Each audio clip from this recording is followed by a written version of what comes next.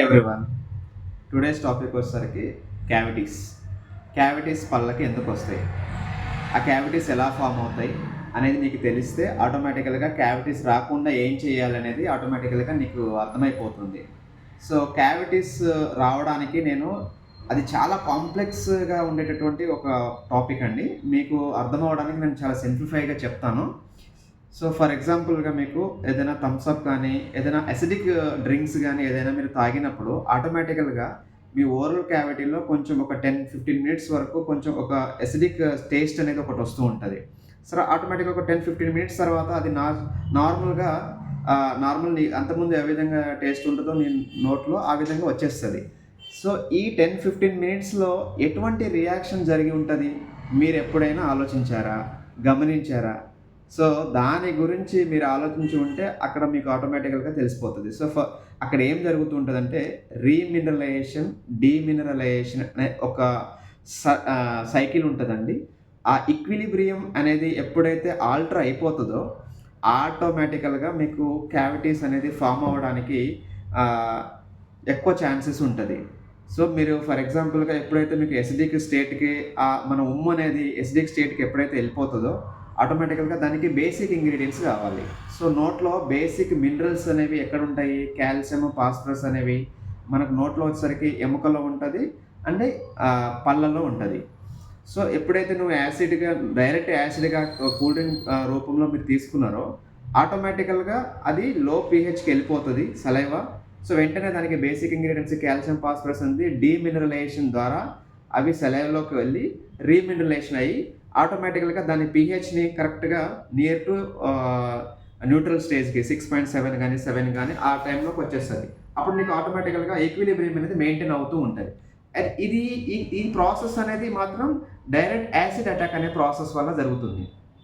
ఇదే ప్రాసెస్ పెథలాజికల్గా జరిగితే, బ్యాక్టీరియాల వల్ల జరిగితే అండ్ అక్కడ ఆ ప్రాసెస్ బ్యాక్టీరియా వల్ల జరిగే ప్రాసెస్ని క్యావిటీస్ అనేసి చెప్తున్నాం. సో క్యావిటీస్ అనేవి ఏ విధంగా ఫామ్ అవుతాయంటే ఒక 4 ఫ్యాక్టర్స్ ఉంటాయండి. మన నోట్లో మనం తినే తిండి అండ్ మన ఉమ్ము, మన టీత్, టైం, ఈ 4 ఫ్యాక్టర్స్ వచ్చేసరికి మన క్యావిటీస్ ఎంతవరకు రావాలి ఏంటిది అనేది మనకు డిసైడ్ చేస్తూ ఉంటుంది.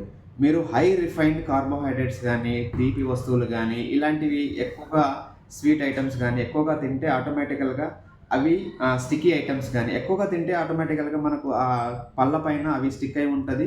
సో అవి లోపల మన నోట్లో ఉండేటటువంటి బ్యాక్టీరియాకి ఆ ఐటమ్ ఆ కార్బోహైడ్రేట్స్ అనేవి చాలా ఎక్కువ టైం అనేది అవి అందుబాటులో ఉంటాయి. సో మనకు డైజెషన్ అయిన తర్వాత మనకెట్లయితే నార్మల్గా యూరినల్స్ కానీ అట్లాంటి బయటకు వస్తాయో సో బ్యాక్టీరియాస్ కూడా కొన్ని యాసిడ్స్ రిలీజ్ చేస్తూ ఉంటాయండి.